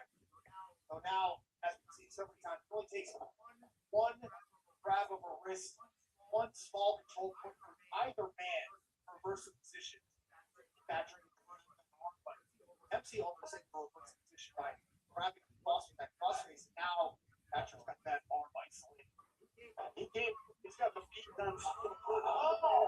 Oh, that looks way more brutal. Nothing funny about getting hit in the funny bone when you're in there with Timothy Thatcher. Put that arm on the dissecting pan and pick you up. And right back to the game of operation. Went right back to the next move. Head surgeon Timothy Thatcher. Decision. And now look at this. Looking for the arm bar here, cross arm breaker is Dempsey, but contact back class is that the moment. And both men, I think, are still relatively fresh. Obviously, they're both in great condition. So I don't think they're going to be able to extend the arm. Defensive strength. That's really something else. Oh, single leg crab. He's really cinched it back. You can see his hindquarters right on the lower lumbar region of Dempsey. Was able to get his way out there by crab ankle. Now looks like he's going to try to work his own. I thought he was going to go to the half crab as well. Strong he's likely to get that. That's a really rough external torque on the knee of Timothy Thatcher. That can tear his ACL, MCL, meniscus. They're all going to be on. Right, look at this. Trying to pull himself. See if he can get the outside area of right back onto the island and surrounded by sharks. Down all that body weight down. Ligaments and tendons are screaming. Watch the little thing that Charlie Dempsey's doing. Look at what he's doing with that left hand, holding onto the toes of Timothy Thatcher, stopping him from moving, not letting him get any space. This is a variation. Ooh. That's cool. Not giving Timothy Thatcher a chance to get escape. No, stuck. Thatcher able to grab onto that wrist, create some space. Ooh. Straight up transition to strikes. And now, man, this thing has a cover gate beetle. It get real explosive really quick. Take a leg kick that by Dempsey. And now some more shots. Man, look out here. We're talking about Government City. Ooh. So far, Charlie Dempsey's really controlled the takedown game. He's able to kind of overpower Timothy Thatcher in some situations. Yeah, how much did Dempsey? I was going for an Americana. Mm-hmm. Opposition, despite the incredible. Oh. Oh. Ooh. Neither of these bodies meant to bend that direction. I'll tell you that much. Oh, nice. Got the headlock. Going for the Kimura from the top. Now, control of the head. If he can get that knee on top of the left arm of Thatcher and break that grip, he's going to have a good shot. There he goes. There it is. Let's see what you can do, Charlie. Come on, Charles, get it together. Oh.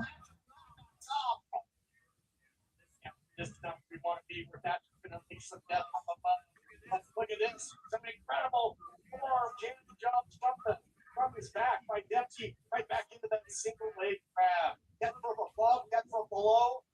I don't want to be in there with either one of these guys if they're throwing blows like that. All right. The time that has wrenched into single leg. I'm going to have to head out. Yeah.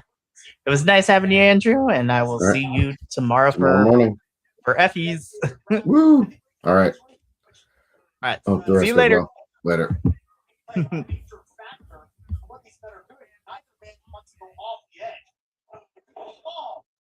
it could spell disaster, but could be disastrous for Timothy Thatcher. Charlie Dempsey working on his far side wrist lock, some would call it. Yeah, and he will get you by submission, and he uses the approach to set up the submissions, as he did with Tracy Williams. Oh man, look at that late place takedown, action, and Dempsey is breathing fire. The arch that Charlie Dempsey was able to get on that Dragon Screw leg whip, there's no equal to that Dragon Screw leg whip that I've seen in professional wrestling from Charlie Dempsey. And now he's got this toe hold locked on. He transitions out. Talk about quarter. Both these guys are given no quarter. What it takes to try and support every single inch is being fought. This is like trench warfare. It is indeed. It's a war of attrition. The battle over just a small slit between Thatcher against digs down deep, pops the hips, takes him up an overall variation of the Saito suplex there.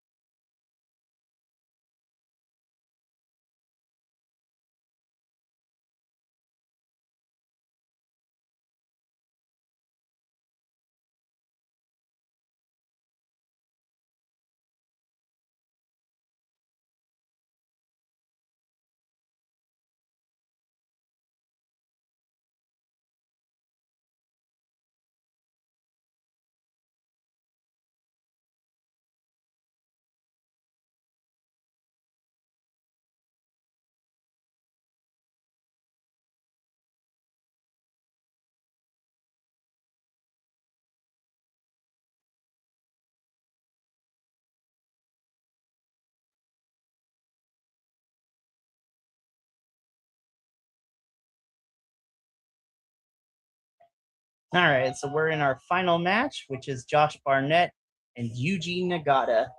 That last match was insane with how much blood we got.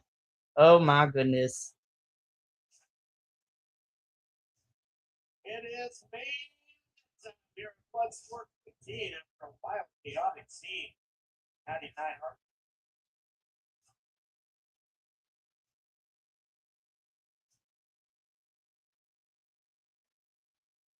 It is now time for the final fight.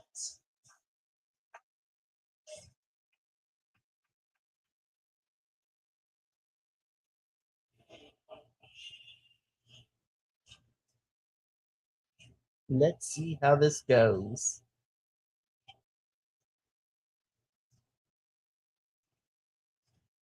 Are we playing Pirates of the Caribbean in this song? What the heck?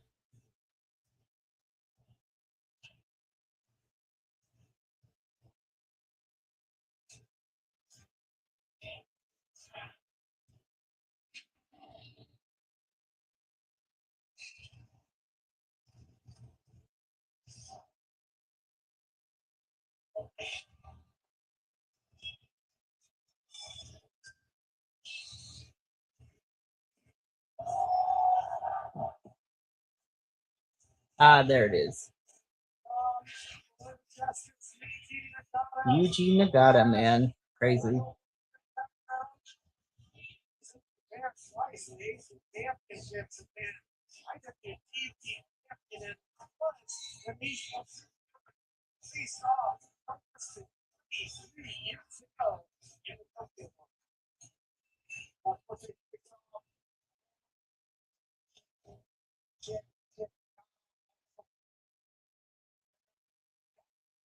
Champion, Noah GHC champion, All Japan Triple Crown champion. I forget what Josh Barnett comes out to. Let's see how that goes. The War Master here tonight.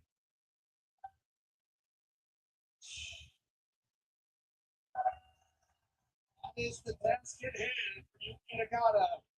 That's all task at that. Because when these face off, what's the War Master that Nagata was facing? He was facing Barnett in the babyface assassin days a long time ago. What a clash it was. Barnett came out in that matchup. That IWGP title like it got shot out of his hand and landed a head kick in the opening seconds. And I'm sure, well, I'm not sure. I don't know what this match has in store for us, but I would expect maybe a more measured approach from Josh Barnett. Sometimes it's will too much pays off, but intro into the first encounter. Fighting out of Kawasaki City, Japan, with an official weight of 100 kilograms. He is Blue Jacket. Yuki Nagata.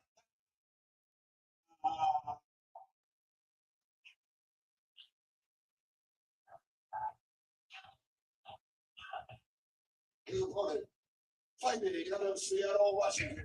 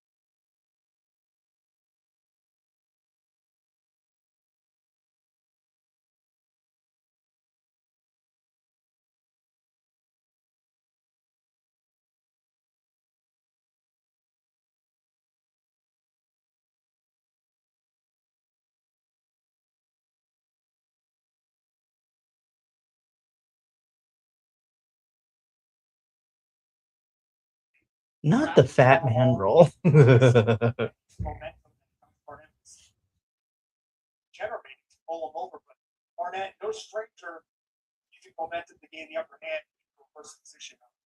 Barnett just such an opposing figure, so big and strong. Got it. Most people have a good chance that cross breaker.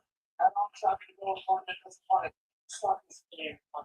And Barnett had a great guard pass, open guard, but Gigata again underhook. Josh Barnett playing it, reset. And then traditionally, Gigata was the advantage in this situation. Clinched up. Nagata was almost in the Olympics for Greco-Roman wrestling. Still a very good amateur wrestling coach and coaching champions across the country. And talk about Josh Barnett, the web and CNNA in California, just coaching some incredible combat sports athletes as well. He talked about Henry. Henry was lined up for the UFC bout. The opponent certainly didn't want any part. Lawman goes we got these guys fighting on the flat mat in front of us, not on the flat earth.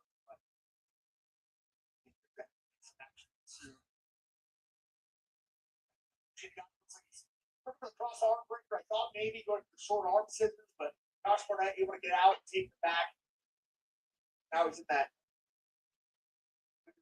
cross body right. Going for the cross face. Got it able to sit out. You're seeing a little bit of blood coming out of the mouth of the teeth of Nagata just from one cross face or two from the war mats. Or going right across the eye socket there. That can't feel good. The war master little things punishing along the way. Barnett so fast. Nice leverage there to get the big man down by Yuki.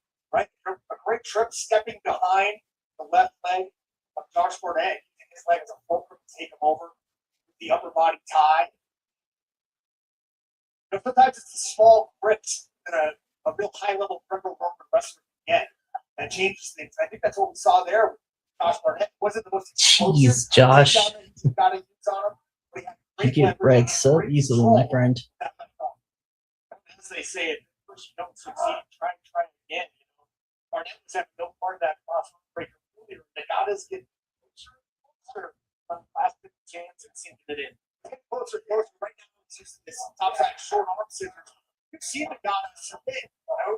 Many people, he didn't submit Josh Barnett, but we've seen him use that seated arm bar sitting down on top of the shoulder multiple times to get big wins, title fights, and other fights across the world.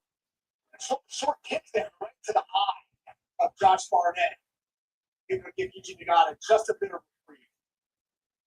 That right in that form across the ocular area here. So payback there by Nagata.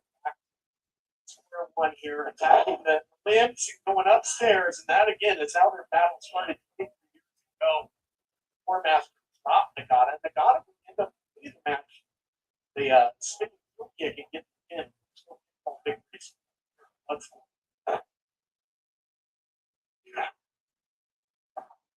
Nagata got the big years ago insult. No outcomes in Barnett's arena of Bloodsport.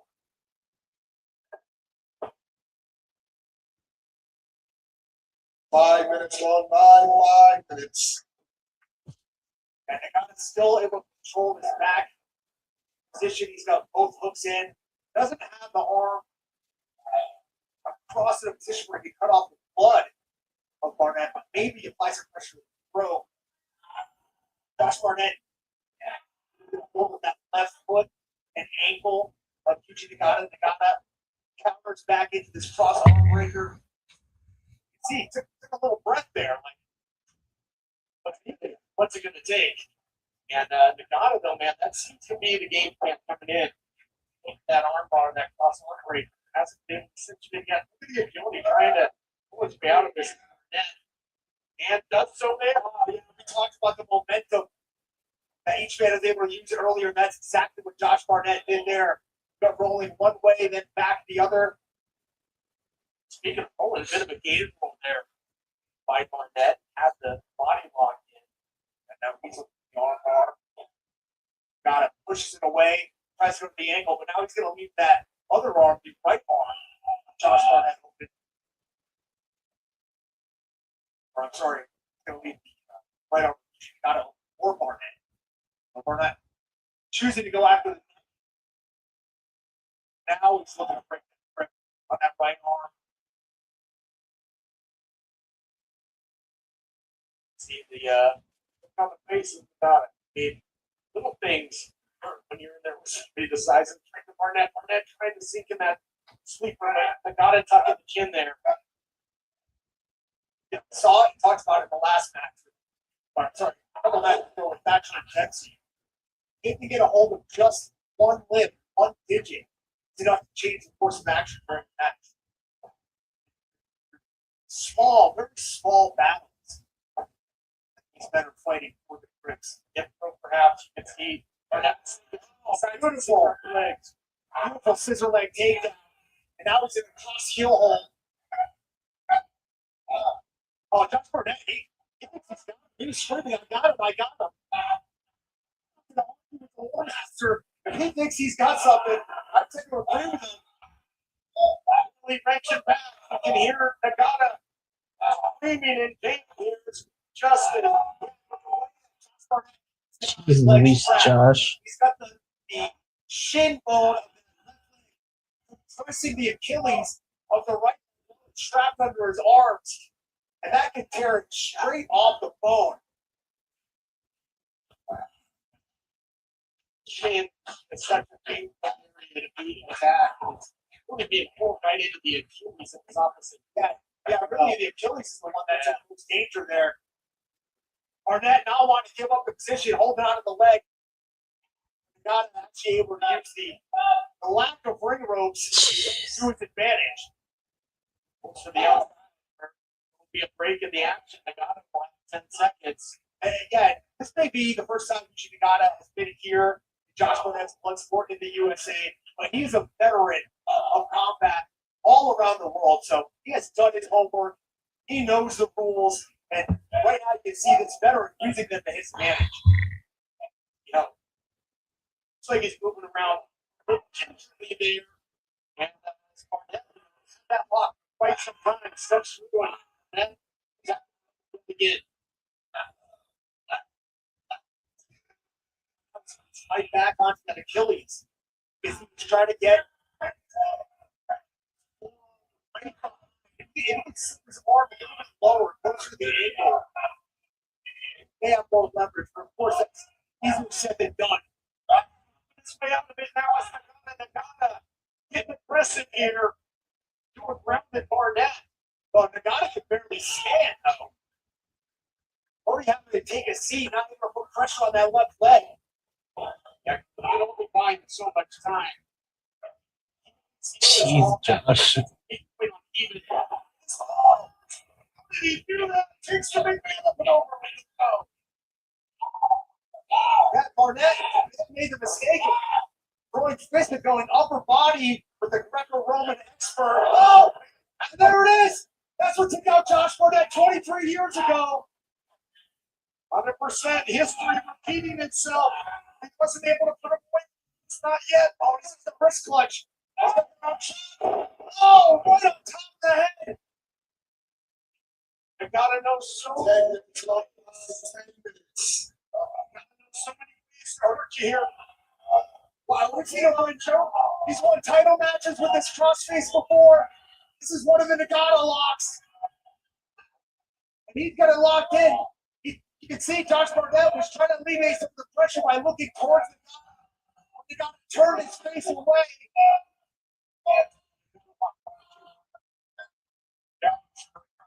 He's got so many ways to hurt you.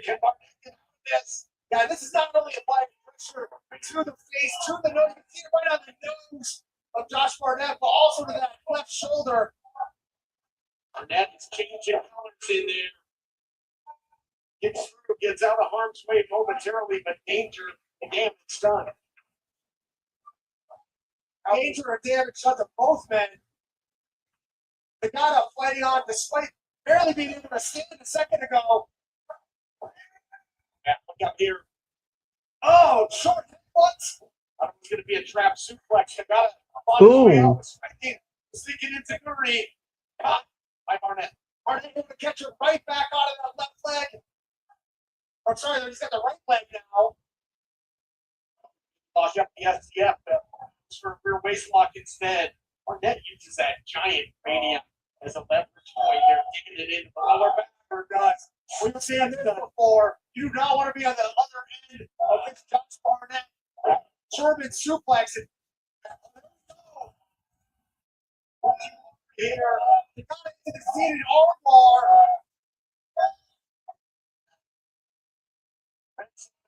Look at him getting the leverage. And his eyes are going to go white here. Nagata applying that pressure like a great white shark going in for the kill here. Get the War Master fight on. Got it going to a scary place here. Try and get another win. This time, he's got the arm fully extended. He's sitting down right on top of it. You can see Barnett's white knuckles trying to hold on. All that body weight down. I don't know that arm is hanging there like a piece of meat, Tom. I think that arm is pretty much useless, perhaps. Oh, there by Barnett. Wasn't a mistake by the guy to go back to the kicks on the arm, though. We've seen him have a compromised leg earlier on, belonging to match with Josh Barnett, and Barnett able to catch that kick and stirred the tide to the contest at least for a short second. And now the ball checked in and on Nagata after that big lariat. Jeez Louise, these two are going at it. We got a real striking work coming here. Oh, big one by Barnett. That front suplex. We saw the guy's eyes. Oh my gosh. Oh, Nagata. Nagata fights on. Fighting spirit is alive and well here in our main event.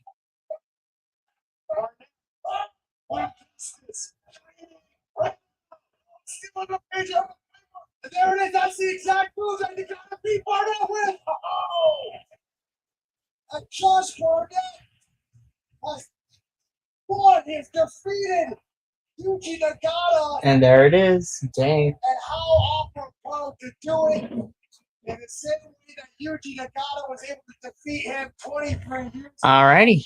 Well, Here we see both men throwing down the street. that has been Bloodsport 15. This was a really fun show, and I like watching Bloodsport, even for how short all the matches are and everything, but it is great stuff. So we will be back tomorrow morning. It will be myself, Andrew, and Benny will be joining us as we will be doing another live watch along, but this time for GCW Presents Effie's Big Gay Brunch. So I'm super excited. But thank you all for tuning in for our watch along for Bloodsport. We will see you for Effie's Big Gay Brunch and night 1 of WrestleMania tomorrow. But until then, from all of us here at BC WrestlePod to you at home, remember, take care of yourself, love one another, stay iconic, and more importantly than anything, you always deserve to finish your story. We'll catch you tomorrow, but until then, sayonara, adios, and until next time, peace.